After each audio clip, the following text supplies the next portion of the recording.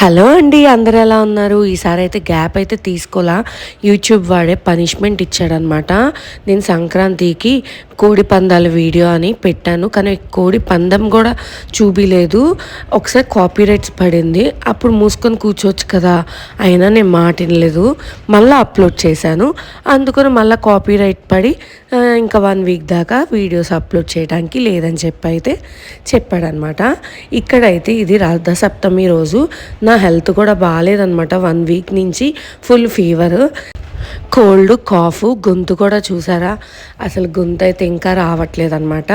పొద్దున్నే కొంచెం ఎలాగో ఓపిక చేసుకొని ముందు ఇవాళ మంచిదని చెప్పి పిల్లలకైతే స్నానం చేయిస్తున్నాను. జిల్లెడాకులు తెప్పించి రేగి పళ్ళతో సింపుల్గా చేస్తున్నామండి. మా ఇంట్లో అయితే చిక్కుడుకాయతో రథం చేయడం అంతా మా ఇంట్లో ఆనవాయి అయితే లేదు. ఒకవేళ ఎవరికైనా నచ్చి చేసుకోవాలనుకుంటే చేసుకోవచ్చు. నాకు తెలిసి మనం ఏదో ఒక జనరేషన్లో న్యూ బిగినింగ్ అయితే స్టార్ట్ చేస్తాం కదా, ఏదో ఒక పద్ధతి.